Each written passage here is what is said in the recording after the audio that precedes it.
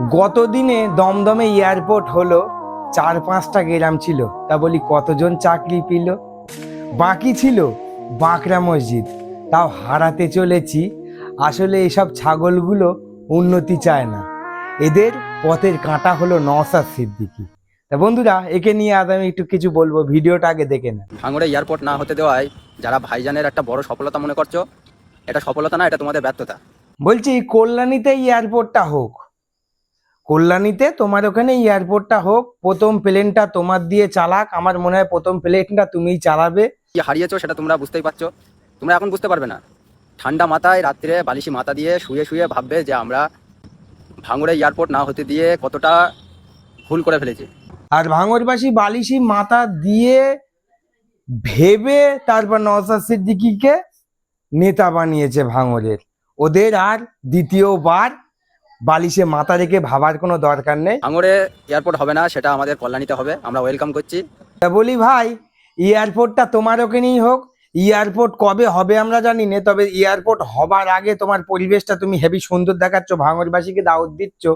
দাওয়াতের আমার দরকার নেই, তোমার ওখানে হোক।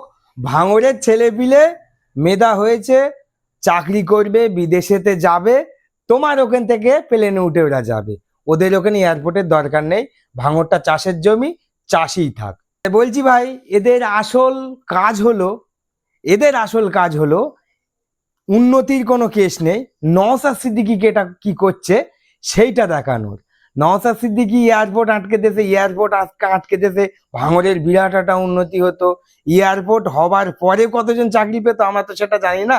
এদের উদ্দেশ্য হলোই নওশাদ সিদ্দিকীকে অপমান করা, অবহেলা করে। আসলে আমি সেই পুরনো কথা, একটা জাতের শত্রু জাত আর চামড়ার শত্রু দাঁত, তা এগুলো হচ্ছে চামড়ার ওপরে দাঁত। তোমার এয়ারপোর্ট ভাই, তোমার ওখানেই করো, তোমার কল্যাণীতেই মানাবে। তোমার কল্যাণীতেই তুমি এয়ারপোর্টটা করো, তোমার ওখানে এয়ারপোর্ট উদ্বোধন হোক, তোমার ফ্যামিলির সবাই ওই এয়ারপোর্টে চাকরি করুক, আমাদের চাকরির দরকার নেই। এয়ারপোর্টের প্লেন চালাও, তোমরা সব করো, এই ভাঙড়বাসীর দরকার নেই।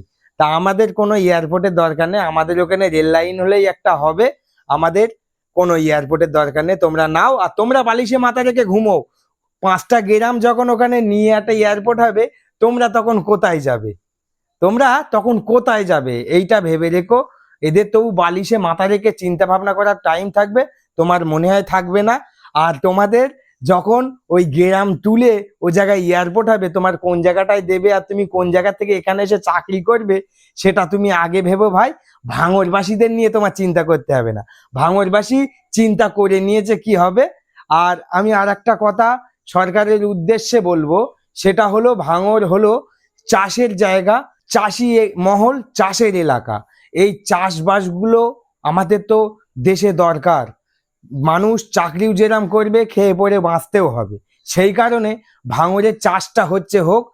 আমি বলবো যে ভাঙড়টা চাষি এলাকা, চাষের মহল, ও জায়গাটায় যেন চাষ করতে পারে, এই অনুরোধটা আমি সরকারের কাছে রাখবো। আর তেল সারের দাম যা বেড়েছে, এইটা একটু কমানো হোক, চাষি মহলের দিকে একটু তাকানো হোক। এখন যা রাসায়নিক সারের দাম, আগামী দিন চাষবাস মানুষ আর করবে কিনা জানি না। এই চাষবাস যদি করতে হয়, চাষের দিকে একটু নজর দিতে হবে। আমাদের সরকারের কাছে আমার অনুরোধ, চাষটাও হোক, তার কারণ চাষটাও দরকার, আমাদের খেয়ে পরে বাঁচতে হবে। শুধু চাকরি করলে হবে না, আর শুধু এয়ারপোর্ট হলেও হবে না। তাই আমি সরকারের কাছে বলি, ভাঙড়টা চাষের এলাকায় থাক, কল্যাণীতেই আপনি এয়ারপোর্টটা বানান, আমাদের ভাঙড়ে কোনো এয়ারপোর্টের দরকার নেই।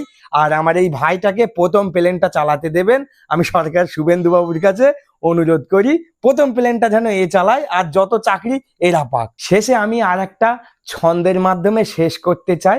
রেল লাইন চেয়েছিল ভাইজান ভাঙড়ে, রেল লাইন দিলেই হবে, এয়ারপোর্ট চায় না ভাঙড়ে। ভাঙড় হলো চাষের জমি, করবো মোরা চাষ।